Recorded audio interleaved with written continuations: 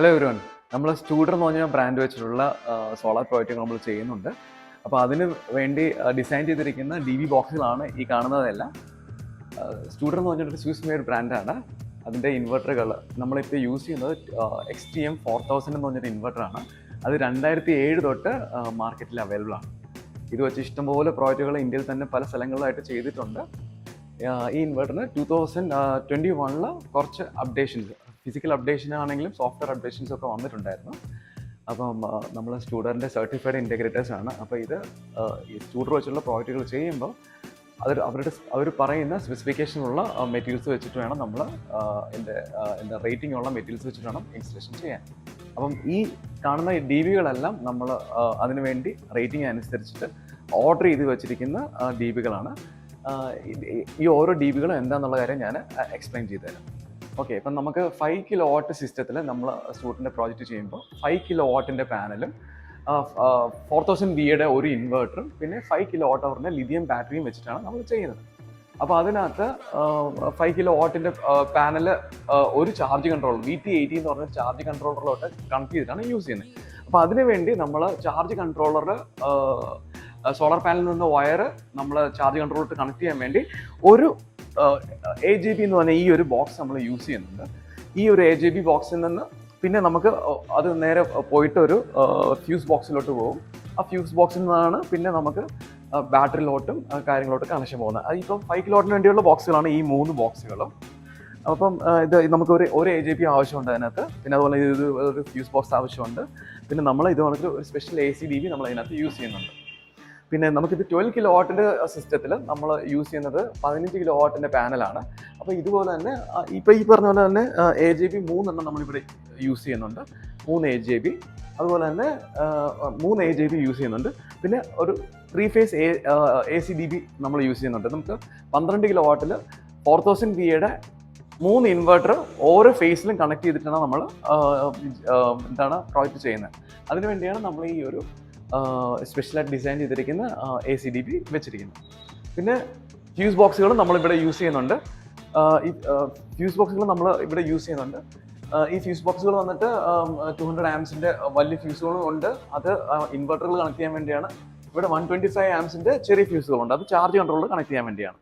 നമുക്ക് neutral link ഉണ്ട്. അത് സെപ്പറേറ്റ് ആയിട്ട് എല്ലാ ചാർജ് കൺട്രോളറിനെ ആണെങ്കിലും അല്ലെങ്കിൽ ഇൻവെർട്ടറിൻ്റെ ആണെങ്കിലും ന്യൂട്രൽ ലൈൻസ് കണക്ട് ചെയ്യാൻ വേണ്ടിയുള്ള ബസ് ബാറാണത്.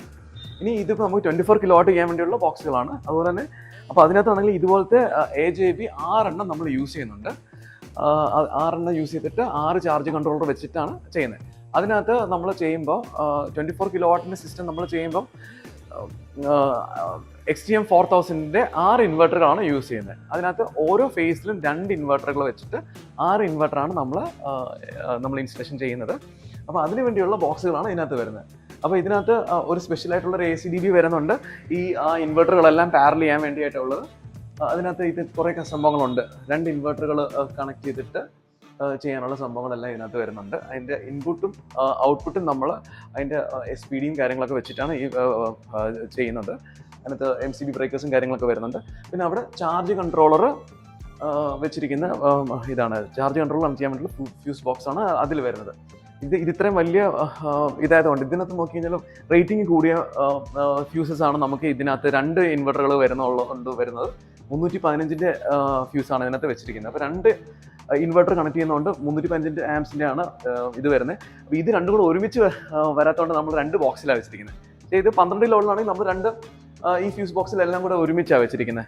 ഇതിനകത്ത് 3 ചാർജ് കൺട്രോളറും 3 ഇൻവെർട്ടറും വരുന്നത്. അതുകൊണ്ടാണ് ഈ ഒരു ബോക്സിനകത്ത് വരുന്നത്. നമുക്കാണെങ്കിൽ ഇതിനകത്താണെങ്കിൽ 6 ഇൻവെർട്ടറും 6 ചാർജ് കൺട്രോളറും വരുന്നുണ്ട്. അതുകൊണ്ട് നമ്മൾ സെപ്പറേറ്റ് ആയിട്ടുള്ള ഫ്യൂസ് ബോക്സിലാണ് നമ്മൾ എല്ലാം ചെയ്തിരിക്കുന്നത്. ഇതെല്ലാം ഈ പറഞ്ഞ പോലെ നല്ല കോപ്പർ ബസ് ബാർ വെച്ചിട്ടാണ് നമ്മൾ എല്ലാം ഇത് വെച്ചിരിക്കുന്നത്. എല്ലാ ബോക്സുകളും ഫ്യൂസ് ബോക്സുകളെല്ലാം നമ്മൾ വെച്ചിരിക്കുന്നത്.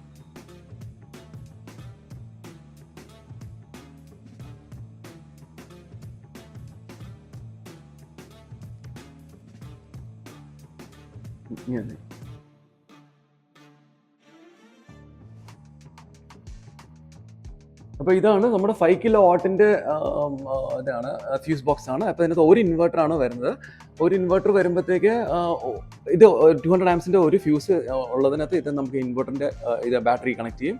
ഇതിനകത്ത് ഒരു ചാർജ് ഉള്ളതുകൊണ്ട് 125 ആംസിൻ്റെ ഒരു ഇത് വരും. പിന്നെ ഒരു ന്യൂട്രൽ ലിങ്കും നമ്മൾ വെച്ചിട്ടുണ്ട്. ഇതാണ് അതിൻ്റെ 5 in 1 out നമുക്ക് DCD AJB ആണ്. AJB array junction box. ഇത് നമ്മുടെ സ്പെഷ്യൽ ഹൈബ്രിഡ് ACDB ആണ്. അത് നമുക്ക് ഇൻപുട്ടും ഉണ്ട് ഔട്ട്പുട്ടും ഉണ്ട്. അത് നമുക്ക് 2 SPD വെച്ചിട്ടുണ്ട്. പിന്നെ നമ്മൾ AJBക്കകത്ത് വെച്ചിരിക്കുന്നത് സൈറ്റിലിൻ്റെ SPD ആണ്. ആ SPD വന്നിട്ട് 200 വോൾട്ട് ആണ് നമുക്ക് അതിനകത്ത് വരുന്നത്.